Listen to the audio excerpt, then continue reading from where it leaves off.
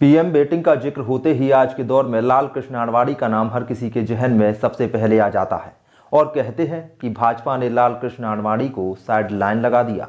लेकिन क्या आप जानते हैं, कांग्रेस में भी एक ऐसे दमदार दलित नेता रहे जो 4 बार प्रधानमंत्री बनते बनते रह गए, वो भी इंदिरा गांधी की वजह से। तो इसीलिए आज हम आपको बताने जा रहे हैं कि आडवाणी ऐसे पहले नेता नहीं है, उनसे पहले भी सियासत में एक ऐसा चेहरा रहा जो 1 या 2 बार नहीं बल्कि 4 बार प्रधानमंत्री बनते रह गया। वो देश के उप प्रधानमंत्री भी रहे। नाम है जगजीवन राम। उन्हें लोग बाबूजी कहकर पुकारा करते थे। जिस वक्त भारत पाकिस्तान के बीच 1971 का युद्ध चल रहा था, उस समय देश की कमान भले ही इंदिरा गांधी के हाथों में थी, लेकिन भारत के रक्षा मंत्री जगजीवन राम ही थे। वैसे तो बाबू जगजीवन राम से जुड़े अनगिनत किस्से मशहूर हैं, लेकिन क्या आप जानते हैं कि ये वही नेता हैं जो 1 या 2 बार नहीं बल्कि 4 बार देश के पीएम बनने से चूक गए थे। कभी इंदिरा गांधी के सबसे करीबी नेताओं में गिने जाने वाले जगजीवन राम ने आपातकाल के वक्त ही इंदिरा की खिलाफत कर दी थी और कांग्रेस छोड़ अपनी पार्टी बना ली। लेकिन जब 1977 में लोकसभा चुनाव हुए तो जयप्रकाश नारायण के कहने पर उन्होंने जनता पार्टी से चुनाव लड़ा।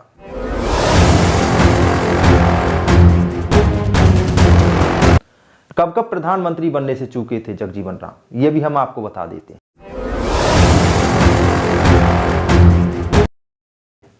पहला मौका, इंदिरा गांधी के करीबी नेताओं में गिने जाने वाले बाबू जगजीवन राम को इंदिरा के बाद देश का अगला प्रधानमंत्री माना जा रहा था।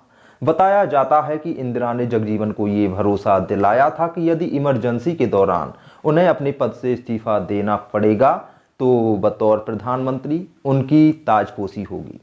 इंदिरा गांधी ने अपने पद से इस्तीफा देने पर जगजीवन राम को पीएम बनाने की बात तक कह दी थी, लेकिन ना तो ऐसी नौबत आई और ना ही जगजीवन राम प्रधानमंत्री बन सके।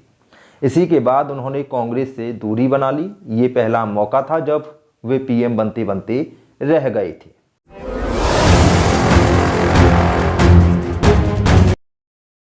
वहीं दूसरे मौके की बात करें, तब इंदिरा गांधी ने 25 जून 1975 को देश में आपातकाल की घोषणा की थी, जो करीब 21 महीने यानी 21 मार्च 1977 तक लागू रहा।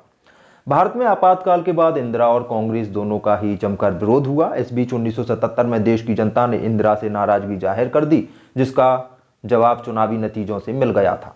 लोकसभा चुनाव 1977 में जनता पार्टी ने कांग्रेस को तगड़ी पटकनी दी।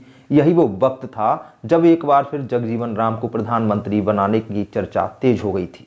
हालांकि मोरारजी देसाई और जयप्रकाश नारायण की नजदीकियों के चलते उनका पत्ता एक बार फिर कट गया और पीएम पद के लिए देसाई की ताजपोशी हुई।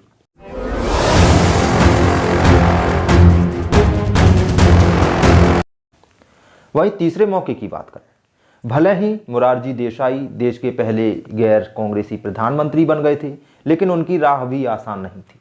उनके ही मंत्रिमंडल के शामिल नेताओं ने उनकी खिलाफत करनी शुरू कर दी। आखिरकार उनकी सरकार गिर गई और अब ये सवाल था कि अगला प्रधानमंत्री कौन बने। इस बार भी सभी की निगाहें इंदिरा गांधी पर टिकी थी।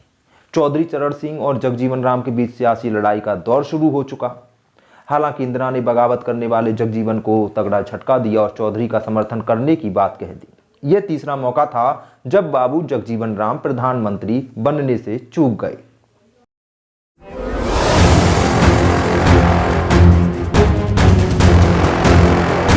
चौथा मौका, इंदिरा गांधी के समर्थन में चौधरी चरण सिंह ने 1979 में सरकार तो बना ली, लेकिन उन्हें इंदिरा की दखल अंदाजी जरा भी पसंद नहीं आ रही थी।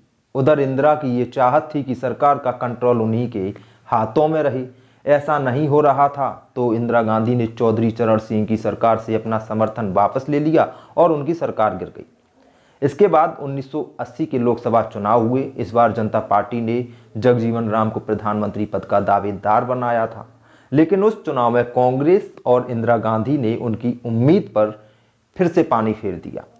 इंदिरा की वापसी हुई और जगजीवन राम का प्रधानमंत्री बनने का सपना चौथी बार भी टूट गया।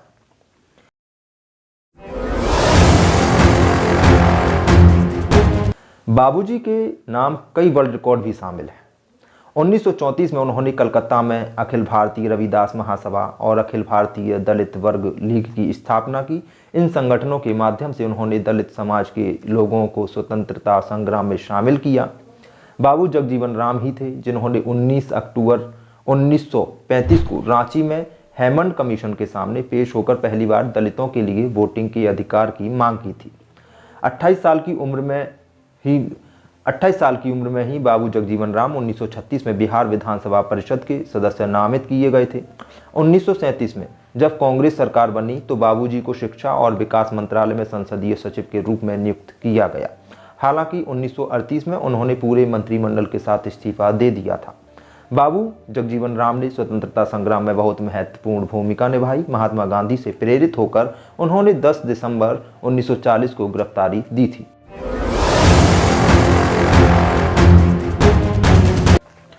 बता दें कि बाबू जगजीवन राम के जन्मदिन को समता दिवस के रूप में हर साल भी मनाया जाता है। लोकसभा की पूर्व स्पीकर मीरा कुमार बाबू जगजीवन राम की ही बेटी हैं।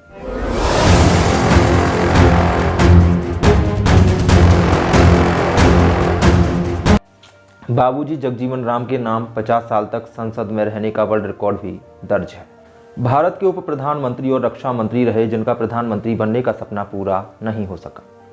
बाबू जगजीवन राम का 6 जुलाई 1986 को 78 वर्ष की उम्र में निधन हुआ था। बाबू जगजीवन राम का भारत के संसदीय लोकतंत्र के विकास में अमूल्य योगदान रहा।